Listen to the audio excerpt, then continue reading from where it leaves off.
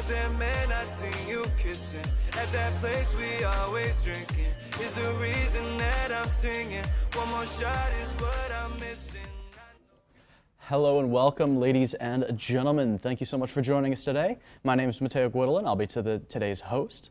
We have plenty of great interviews coming up today, plenty of students and alumni that are involved in everything from esports to music, and we have plenty of great things coming. But first and foremost, for our first guest and interviewee, I'd like to welcome Carson Smith. How are you doing today? I'm doing great. Happy to be here. Great to hear. I guess the first thing I'll ask off, just for those that don't know you, I guess what are you known for here at Fanshawe? At Fanshawe, I am in the CPA 3 program alongside a couple of my friends that are here today as well. And I'm also probably more so known for my esports career here. This is my first semester here and my first semester doing esports, and I'm having a great time. Yeah, that's great to hear. I've got to ask, obviously esports is very competitive. Did you have anything previously to express that competitiveness, or has it been esports as your first thing? I have played hockey my entire childhood into my late teens, but it has come to a short end due to COVID, and ever since it's been just esports related. Yeah, I think esports was a great thing to get a lot of people into competitiveness, but it was also, I mean, especially with COVID, a great time for a lot of people to transition into from actual sports. I know that's what happened with me, and I assume you as well. But I've got to ask specifically, what was your first exposure to esports? Because it's a little bit of a jump from, hockey over to esports. It was quite a jump. I thankfully had a friend through a friend who recommended the Fanshawe esports to me, and he helped me get to know a couple people, and through that, I was able to find out when tryouts were for the games that I played, and the rest is history. Yeah, I mean, it's great to hear. I've got to ask, you have a background in higher level hockey. Do you think that competitiveness helps you towards esports, or do you think they're a little bit more separate? It for sure does help. They are very different things, but being high level, very fast decision-making skills and things like that do correlate a lot to esports, and those have helped me greatly throughout the way. Yeah, for sure. I've got to ask, are there any specific hockey skills that have helped as far as, for example, communication, anything like that? Or is it, again, like you said, pretty separate? There is a lot of big differences, but being high-level esports and high-level on the ice, it's communication's the big one, and then obviously, like I said before, the decision-making skills they have to be so fast when you're at the level that we are, and it's you just have to do things so fast, and that's definitely helped. And then I guess as far as that, specifically honing in on that teamwork, how would you say it's different on the ice versus, I mean, in something like Rocket League specifically? I know obviously it is quite different, but is there any specific piece that I guess you either wish was closer or that is very different? For me, I know when I played hockey, my team, we were a super close team, hanging out on and off the ice. And what I do like about being on the esports team is we're pretty close as well. We're not only playing games together in the room together, but when we go home and we have off time, we're also either hanging out, playing games together, and we play other games than the ones that we're just scheduled to play together, which turned out to be really nice. Yeah, I mean, having that sense of camaraderie is really great. I want to say another just quick question. How is it different for a larger team like it is for hockey compared to something like Rocket League where it's only 3 people, potentially a sub, 4 total? Is that different with that chemistry, or is it about the same? It honestly makes things a lot easier.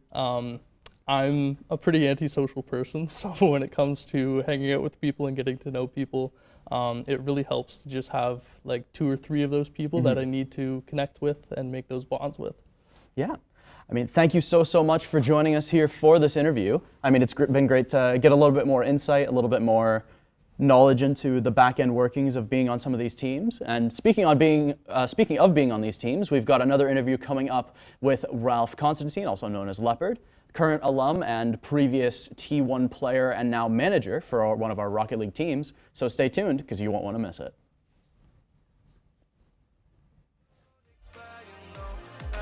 Got that undivided love, my fire.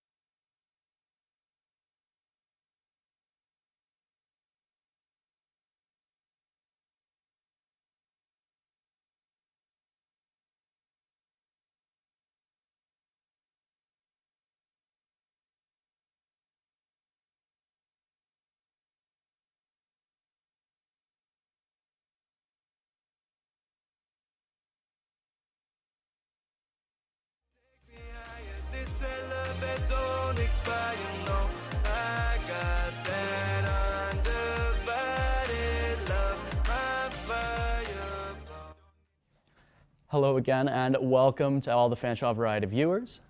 Today we have another very, very interesting interview here with Ralph Constantine, also known as Leopard, previous T1 player as well as current manager of some of our Rocket League operations here at Fanshawe. Thank you so much for joining us. How are you doing today? Yep, doing good, thanks. Really, it's my pleasure to be here today, so thanks for the opportunity and inviting me. Yeah, great to hear.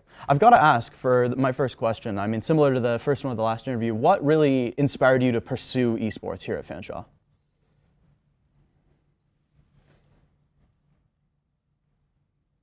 as a competitive player for a long time, it was just something I always wanted to do. I just always wanted to improve my skills at gaming, and I feel like my love of gaming is definitely a reason why I wanted to get into esports. So when I was younger, I played a lot of Call of Duty, and I played tournaments in Lebanon, in the Middle East where I'm from. And so, just participating in a lot of local tourneys, I really got that experience, that competitive, taste. So, but unfortunately,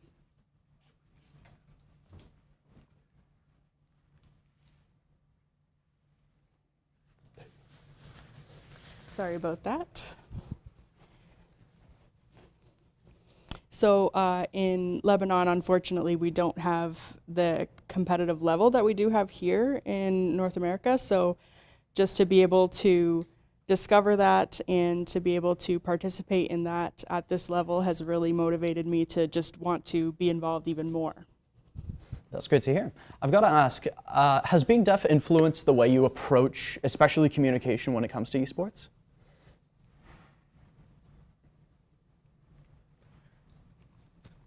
For sure. Being deaf, of course, has a lot of challenges. The main challenge is communication, that communication piece.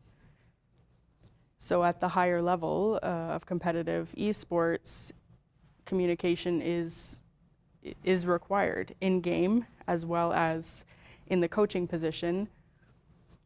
Communication does tend to be a little bit of a challenge. So I do use auto captions online to help me communicate with my team. And I just don't let it be a barrier. Yeah, that's great to hear. Have you ever found specific games to be more accessible or more enjoyable as a deaf player? And I mean, if you'd like to elaborate, that would be great. Oh, for sure. I would say Rocket League is really the top choice for me. As a game, it really requires minimal sound, like the environmental sound and the game sound. So it is easier than first-person shooter games, for example, like Call of Duty or Rainbow Six. Those heavily rely on sound, environmental sound. So I do feel like Rocket League is very accessible.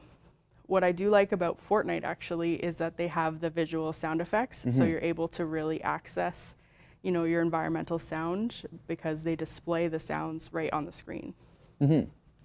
I've got to ask, how do you prepare for some of the more high-pressure situations? Is there any sort of routines you have before a match or before a big game?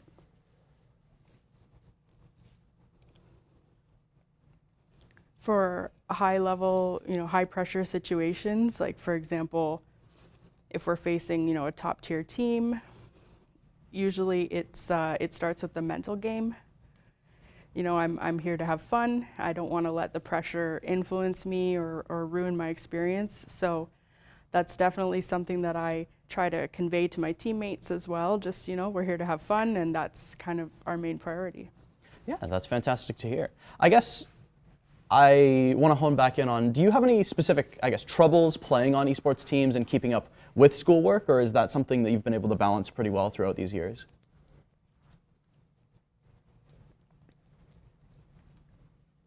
Well, balance was really a challenge, of course. You have to remember to prioritize school, and sometimes you have to make that time to study and do homework, and then also practice and socialize and team build with your team. It's not easy, but I managed well through my semesters. After graduating, I had really good marks, and I had a really good rapport with my team, so I really enjoyed the whole experience.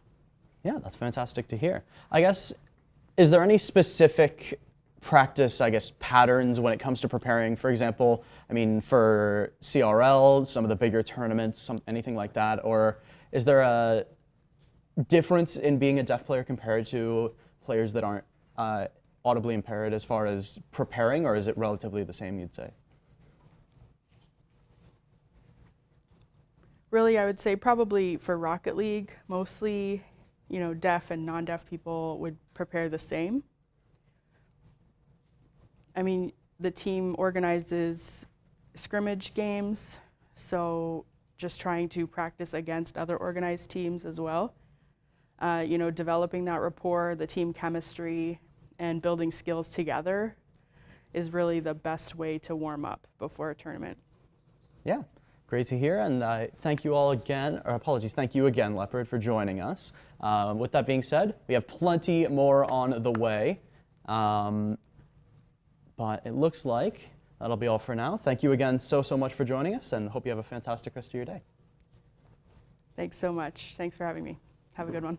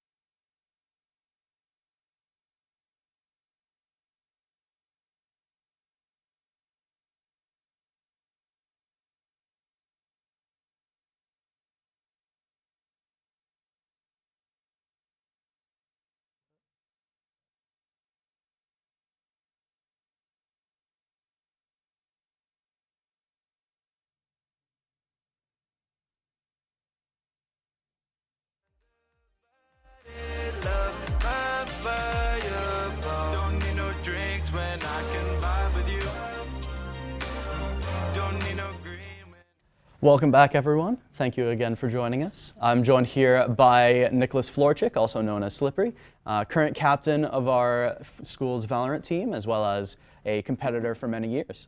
Thank you so much for joining us. No problem. I'm excited to be here. Great to hear. I guess might be best to give just a quick introduction for those of you that don't know, you know, who you are, what do you play here at Fanshawe, that sort of thing. I'm the team captain for the Valorant team.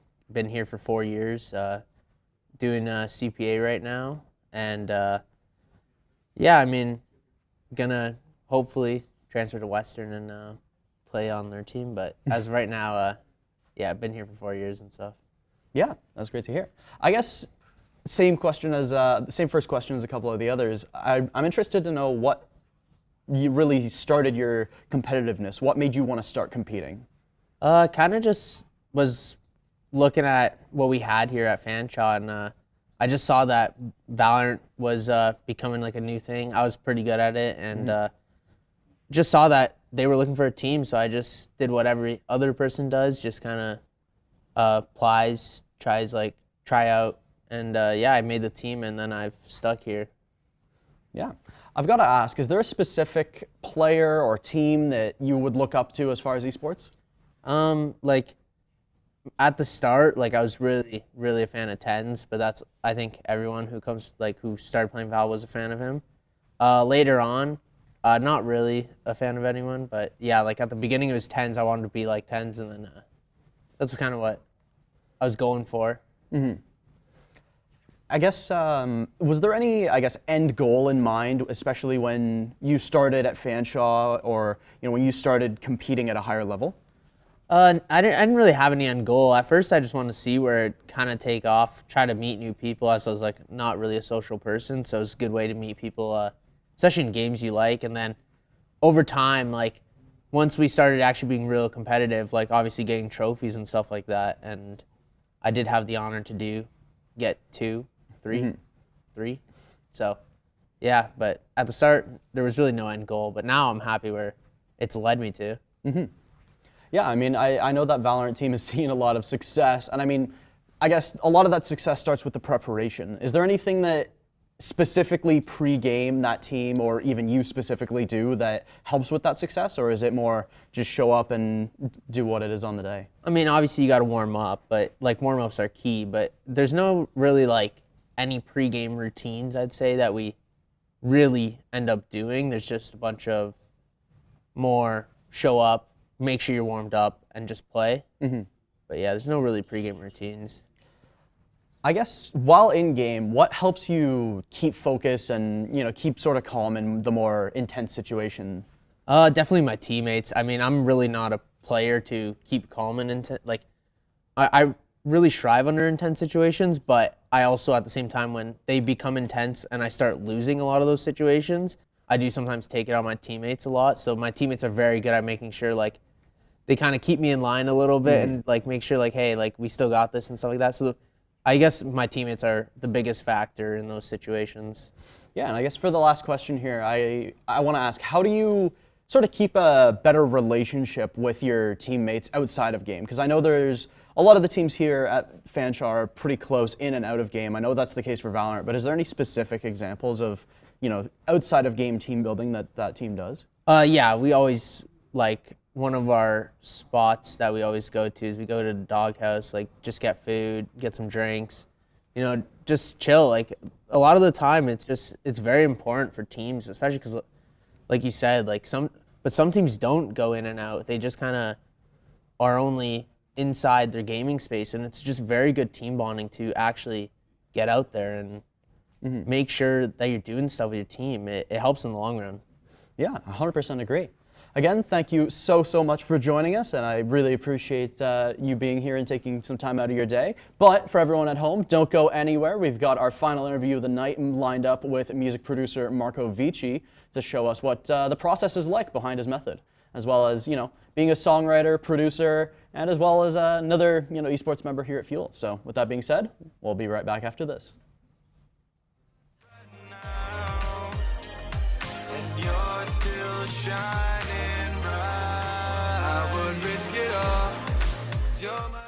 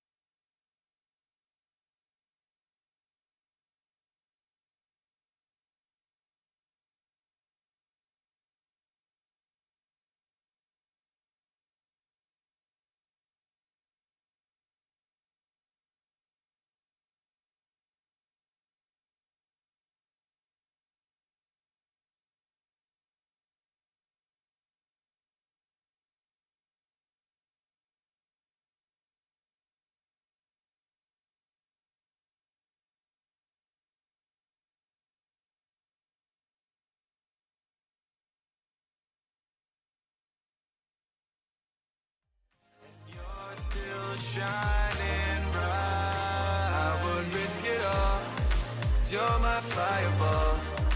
You won't have to cry when you...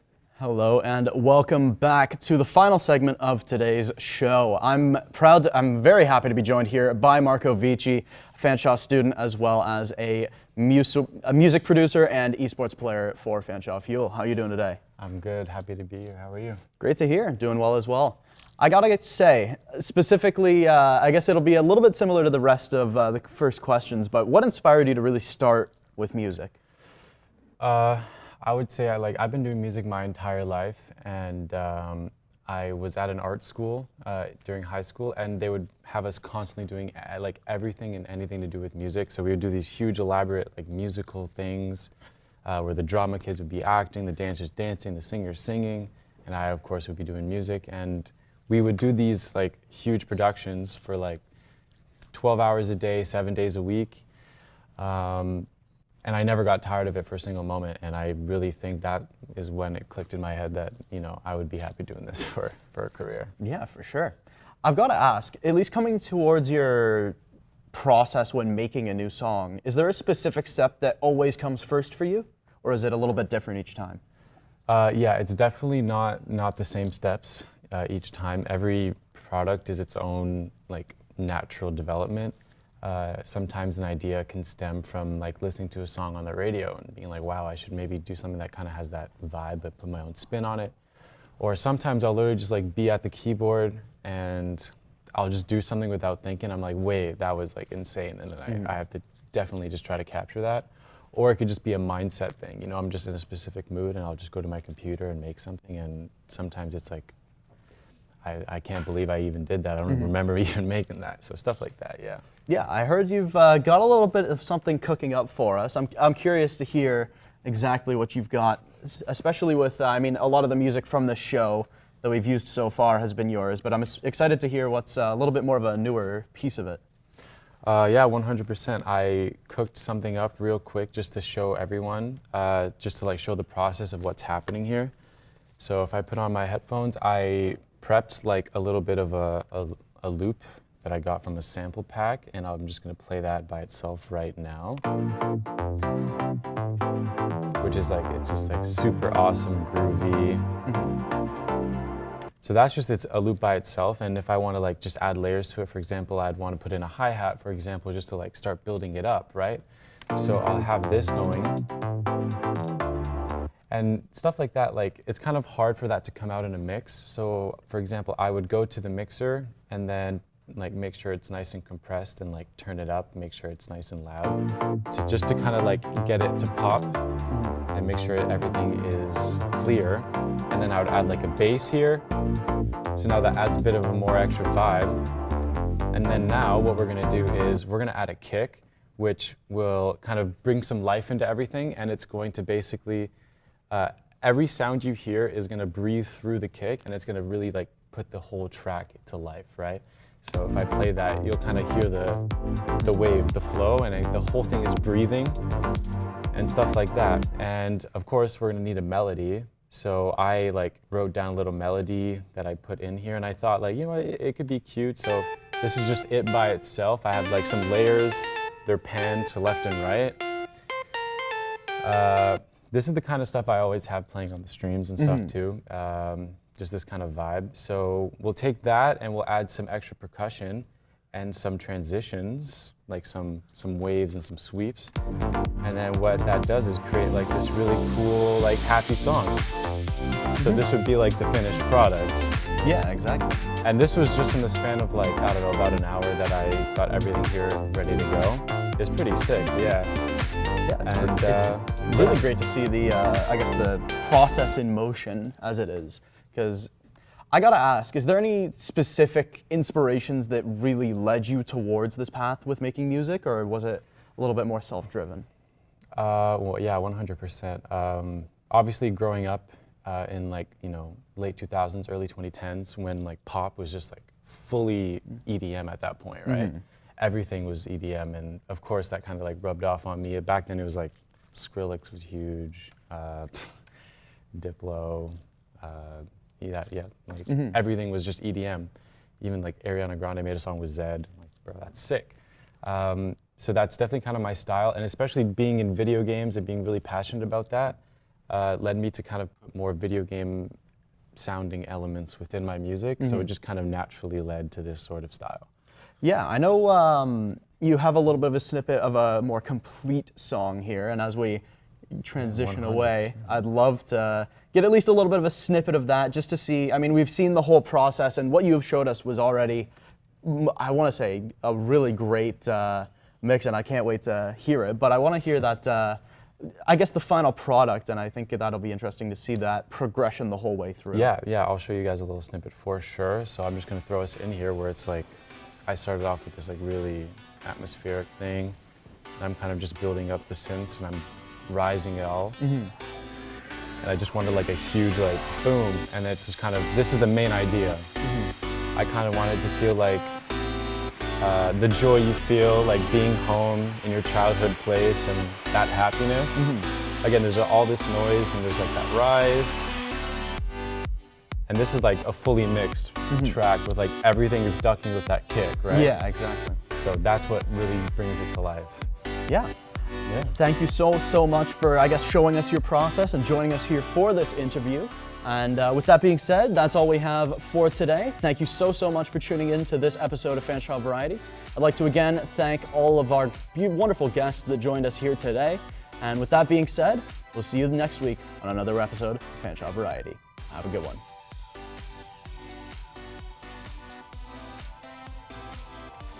You won't need to grow when you can fly away with me. Don't need no drinks when I can vibe with you.